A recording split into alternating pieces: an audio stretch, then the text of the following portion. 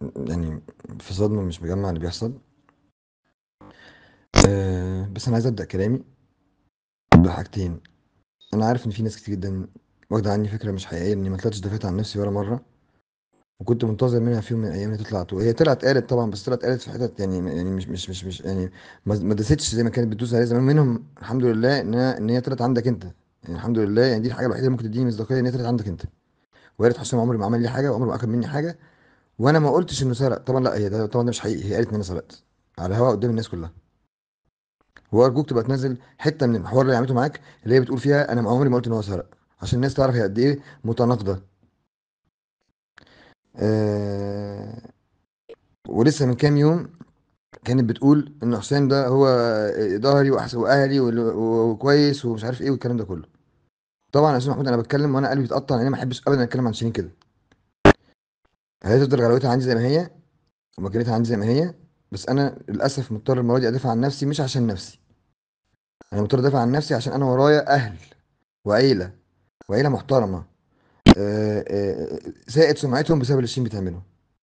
وكنت انتظر منها في يوم من الايام ان هي تديهم حقهم وتديني حقي.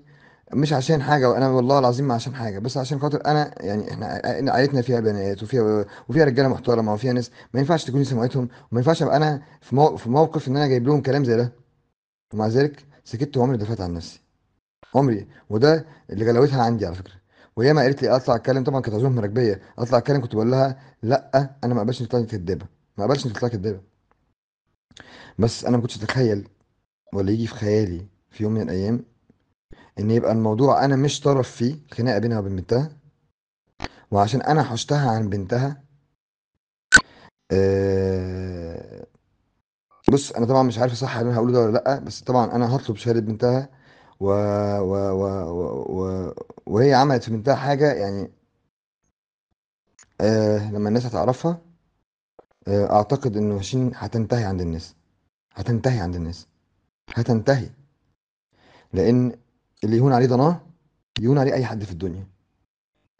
وانا لما شفت المنظر ده يا استاذ محمود، يعني كان لازم اجي اشيل هنا من تحتها، ولازم اعمل، يعني كان لازم اتصرف. واللي مأثر فيا اكتر ان انا اللي قلت لهنا روحي اتكلمي مع مامتك. يعني انا اللي مأثر فيا جدا وتعبني نفسيا ان انا جبت هنا وجبت شيرين، وقلت لهم يا جماعه، انت يا هنا دي مامتك تحترميها وتعمليها كويس جدا ومالكيش غيرها في الدنيا، وانت يا شيرين دي بنتك تعطفي عليها وتحتويها، وخلوا كلامكم بينكم وبين بعض مش قدامنا. وانا هسيبكم تتكلموا مع بعض. وطلعت لقيتها قفلت الباب بالمفتاح، الباب ازاز للاسف، فانا قفلت الباب بالمفتاح. أه اخبط محدش بيفتح. أه لحد ما شفت منظر، يعني مش قادر افتكره. مش قادر افتكره. أه اضطريت اكسر الباب واخش اخد البنت. وكلمت باباها، قلت له تيجي تاخدها من هنا بنفسك، مش هبعتها مع حد. وارجوك ابعد عن الشخصيه دي.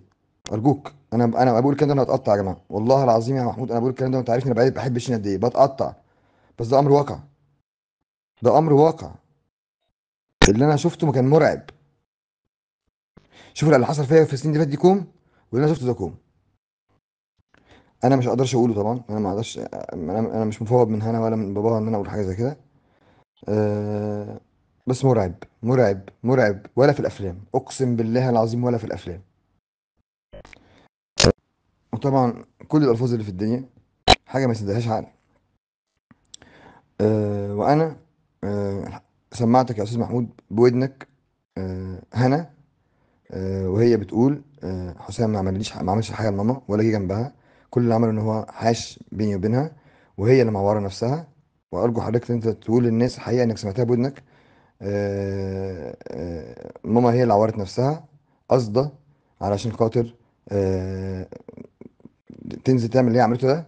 ودي حاجه انا اقسم بالله العظيم ما كان يجي في خيالي. هي قالت لي مره ان زمان كان باباها بيعمل كده، لما يتخانق مع حد يعور نفسه يروح يعمل له محضر في الاسم. انا كنت فاكرها بتهزر. كنت فاكرها بتهزر والله. ف يعني ما اعرفش، اكيد دي مش حاجه وراثه، يعني ده سلوك والسلوك ده سلوك غلط. وانا مش بقول ان هي انا بقى لا، ما بقولش كده الصراحه. انا شفت، انا عشت شيرين كتير. شيرين لما بتتعصب بتأذي نفسها اول حاجه، يعني ايه تقول لك انا لازم اذي نفسي عشان ايه؟ يعني اعمل مشكله اجبرك ان انت ايه، يا اما تمشي يا اما ما تكلمنيش تاني، يا اما يعني لازم ايه تعاقبك بكده. زي حلقه الشعر لما لقيت الناس كلها حلق لي شعري وبتاع، قسما بالله العظيم قسما بالله العظيم وانا اول مره هقول الكلام ده، قسما بالله العظيم. ويعني اللي هقوله ده حصل اليوم ده يا استاذ محمود. سابت البيت من غير ما تقول لي، كانت قالت لي مالكش، انا مش عايزك تبقى ليك اي علاقه بشغلي، ولا انا اصلا ماليش علاقه بشغلها، هي بتتكلم عن الفنيات يعني. قلت لها حاضر، شوف شغلك انت وركز في شغلك. قلت لها حاضر. قعدت بتاع 15 يوم كده مركز في شغلي، عملت كذا اغنيه فبسمع معاها الاغاني. كان في واحد صاحبي قاعد معانا في الاوضه، راحت معيطه عيط رهيب. فانا اتخضيت. انت مش واخد بالك مني، انت مركز انت اناني ما بتركزش غير في نفسك. قلت لها انا مش انت لسه قايل من 10 ايام 15 انت مالكش دعوه بشغل؟ انا قلت كده؟ حتى لو قلت لك كده انت فين يعني فين شغفك عليا وفين؟ فاتسحبت من لساني. وبعد ما هدي كده قلت لها شيرين ممكن اسالك سؤال؟ وانت اتضايقتي عشان عملت يعني الاغاني دي استفزتك؟ انا قصدي استفزتك فنيا يعني، اقسم بالله قصدي كده. ايه قعدت ساعه شويه وبتاع، دخلت عادي، دخلت انام، صحيت ما لقيتهاش في البيت. 3 ايام بدور عليها مش عارف هي فين، لحد ما اكتشفت ان هي قاعده في الفور سيزونز عند حد. انا طبعا مش هقول دلوقتي اسامي ولا اي حاجه. أه... ومع ذلك الحد ده كلمني وتعالى وصالحوا بعض ومش عارف ايه وبتاع، ورحنا عشان رحت لها وانا طبعا متضايق جدا، بس يعني انا عارف غضبها وعارف هي بتعمل ايه، فقلت اروح الم الموضوع. وبعد كده نبقى نتحاسب ونتكلم. رحت لها، اتكلمنا وخلاص مفيش حاجه، الموضوع خلص.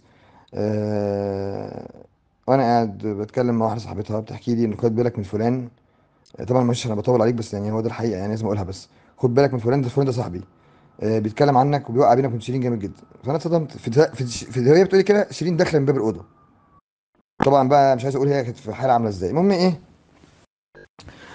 هو انت جاي هنا تقرفنا؟ هو انت جاي هنا تقرفنا؟ احنا قاعدين مبسوطين. طبعا انا فاهم يعني ايه مبسوطين، ها؟ احنا قاعدين مبسوطين. قلت له في ايه يا حبيبتي، في ايه؟ كلمني كويس، انت بتكلمني كده ليه؟ ايه راحت دب ايه؟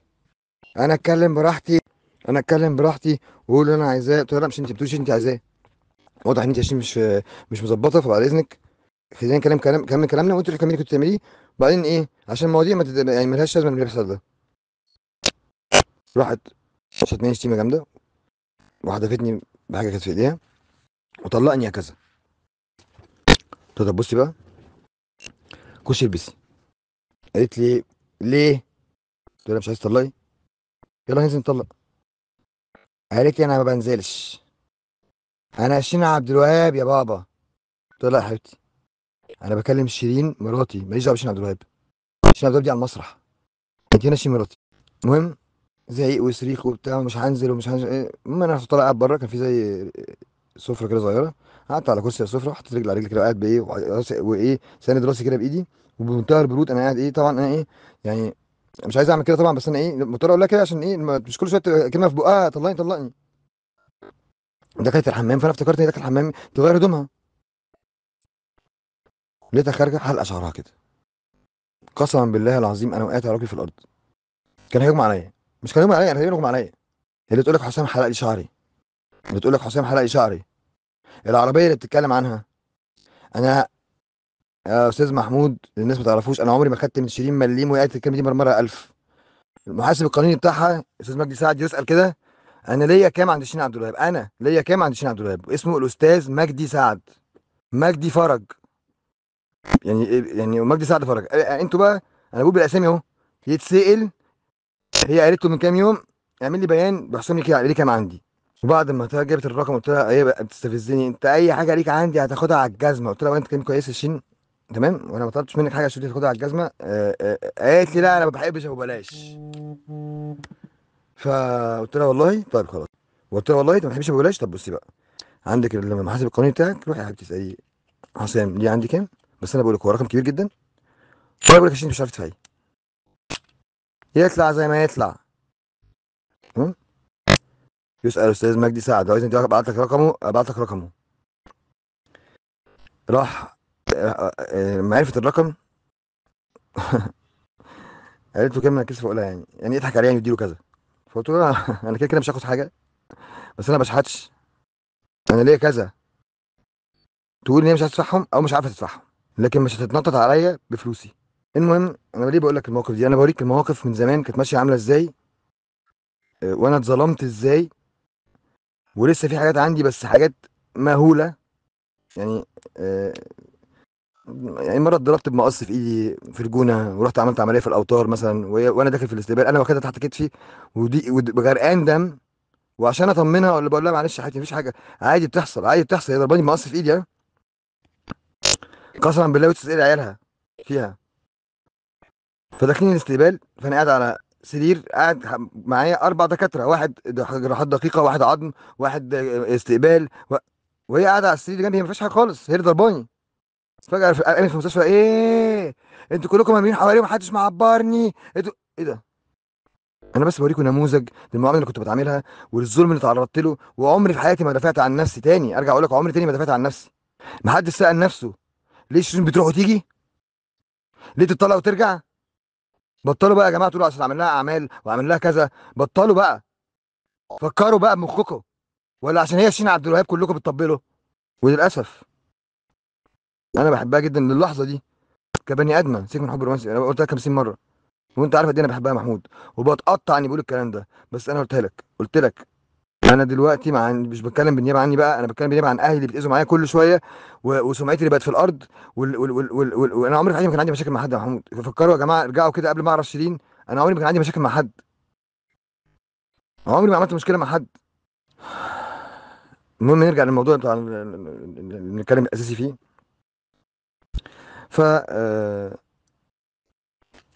بقول لك بقى لما قالت لي سبتهم مع بعض، ده كان ضميري مأنبني، سبتهم مع بعض لقيت الباب، كسرت الباب ودخلت خدت البنت منها، ف نزلها حالا في الشارع، قلت لها مش هنزلها، مش هنزلها، هنزلها في الشارع وهكلم ابوها يقول له كمان ما ياخدهاش، قلت له ايه ده ان شاء الله، على جثتي، على جثتي.